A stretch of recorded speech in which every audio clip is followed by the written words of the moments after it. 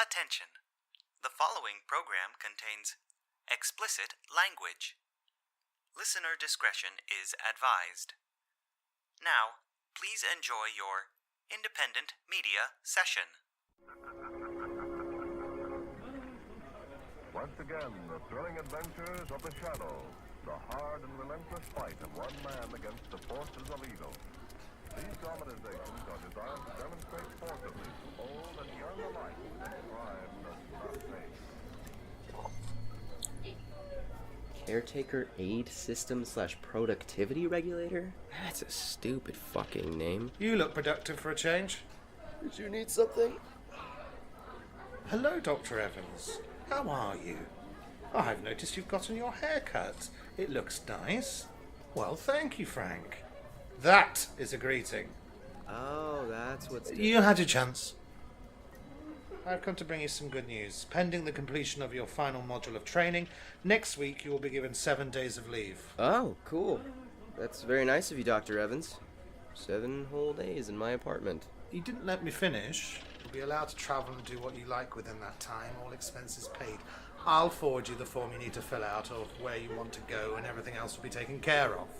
Wow. Thank you. Wow. Sorry, but I have to ask. Where is this coming from? Think of it as a graduation trip. What's the catch? Aside from not killing yourself idiotically, doing something like playing, I don't know, jet ski, leapfrog, nothing. Fair? Any ideas? No.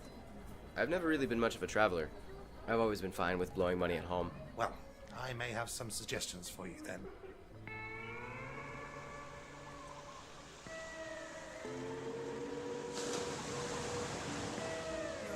Grog, sir? Oh man, you are a freaking saint. Might take 30 years, but I'll get used to this. Do you mind if I join you? By all means. Thank you. Your next drink's on me. Well, that's very kind of you. Yeah, it's the best way to make new friends. Lyle. Nice to meet you. I'm Frank. What do you do, Frank? If you don't mind my asking. I'm a professor. Well, that's very noble. What do you teach? Liberal arts. The most famous and useful degree. What exactly does that entail? I thought it was a culmination of different subjects. Exactly, so I just teach whatever class I feel like. It's like the teaching equivalent to someone who introduces themselves as an entrepreneur at parties. I see. And how long have you been a professor? Only a few months, but I have a contract that's going to last me for the foreseeable future. Plus, full benefits, including a very promising retirement plan. And who said teaching wasn't a profitable career? To your recent career move. Thank you. And what do you do? Well, normally I'd just say I'm an entrepreneur. I'm sorry, I didn't mean... Please, I'm someone who appreciates irony and self-deprecation. How did you get into preneuring? Started small, bought and sold stuff off Craigslist. Then it snowballed from there into real estate. Now I live a life that lets me enjoy a bibulous Tuesday morning with a new friend.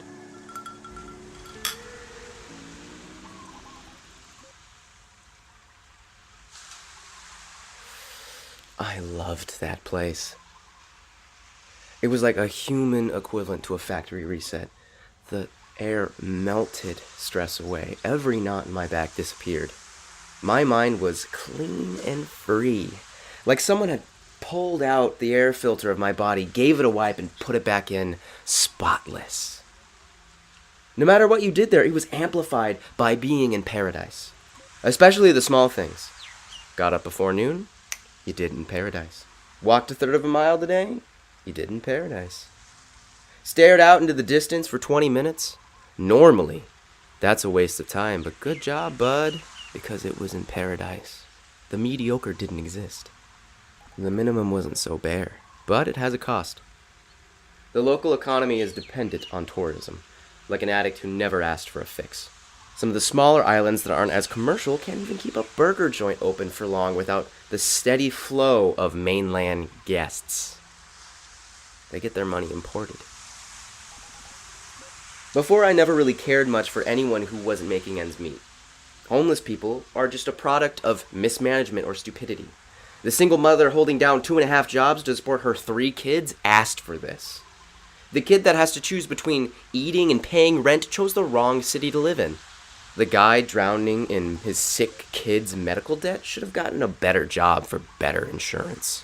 I didn't have an abundance of resources and I came out thriving.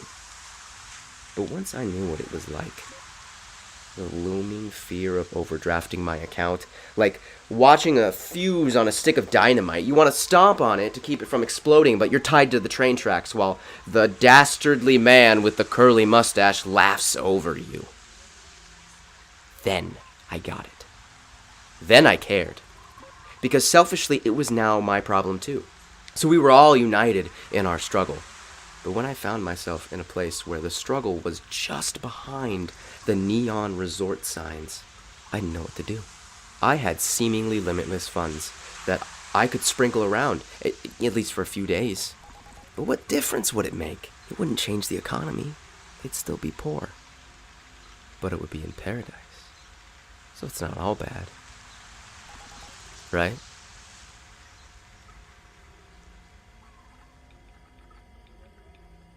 I hope you enjoyed that, Frank. I know how difficult your day can be. I would just like you to know that I greatly appreciate you and your efforts towards maintaining the directive. Yeah, sure. The time is now 1700 hours. Please proceed to the incubation chamber for the last feeding of the day. Remember, Frank, you are the sole caretaker of these assets. They are maintained because of your constant diligence and hard work. They appreciate you. Yup. Feeling the love. Got it. Thanks.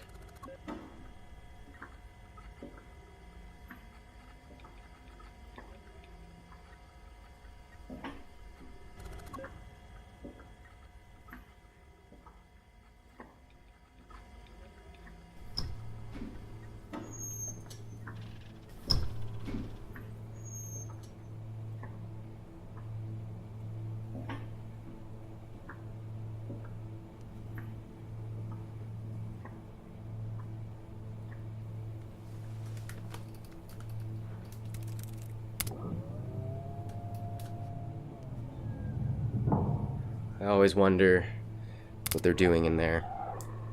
The kind of lives they're living. The Neuralink drops them all in a shared simulation. Kind of like that old game The Sims, except they speak actual languages and there's no dick 12-year-old that deletes the ladder out of the pool after they get in. They can be whoever they want. Live the life that they never did for one reason or another. And I envy them. This would be bearable if I could be like them in my downtime. If I could get the smallest amount of physical contact, even if it's simulated, it would mean everything. To just stand next to a person in the checkout line, or to shake someone's hand, or bump into someone accidentally in a bar, anything. I always thought people were such a fucking chore to deal with, that the vastness of our population was the reason for so many of our problems. People were totally content when they lived on farms outside of towns and only saw people a few times a month. We thrived like that, working in isolation. Once we started living closer together, we started spreading diseases, started committing mass crimes, started using fear and superstition to control each other when the opportunity arose. So why is this so fucking hard? I never needed anyone, never needed to feel surrounded. Hugs were smothering, choking even. So why can't I do this? I'm asking a question that I can't even get an answer to. I try to talk about it with the computer, I get more fucking games of dominoes and virtual tours. More distractions just to mask the problem, treating the symptoms rather than the disease. There's 23 other conscious people on this fucking prison and we can't even spend a few minutes in each other's physical space? Wouldn't the risk be worth the reward? A 15-minute fucking video chat isn't enough. We scavenge for things to talk about and it only ever really comes down to what fucking books we're reading or what movies we've watched. Nothing of substance, nothing that really fucking matters. I am so tired. I get 10 hours of sleep, and I am so fucking tired. I literally am a battery. I recharge just to work again, day in and day out. I try to take a day off, a half day, anything, and my assistant becomes a warden. Try to stay in bed longer, it collapses into the floor. Meander into work, the floor physically moves me faster. Try to delay a feeding, everything shuts off. Nothing gets in the way of the directive. The directive, Frank, the fucking goddamn directive!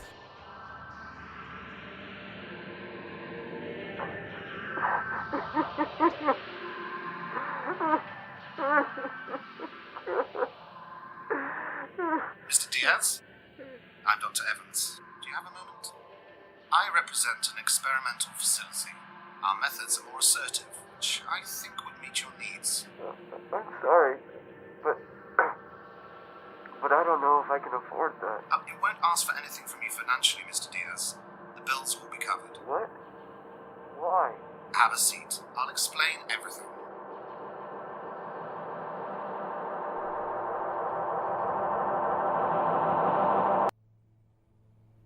Congratulations on completing your final feeding of the day, Frank.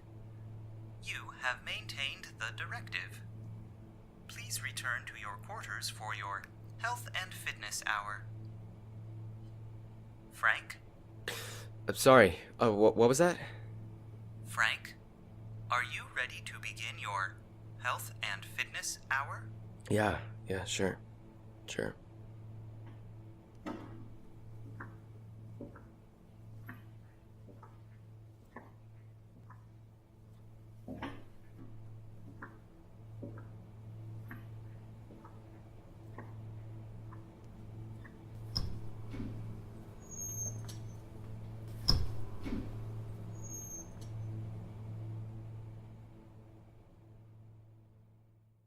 Directive is written by David Magadan, featuring Kevin O'Keefe, Ray Stafford, Susie Mouser, and David Magadan. Music credits can be found in the description. Please be sure to rate this program on iTunes or tell a friend. Thank you, and remember, the directive is not adoptive.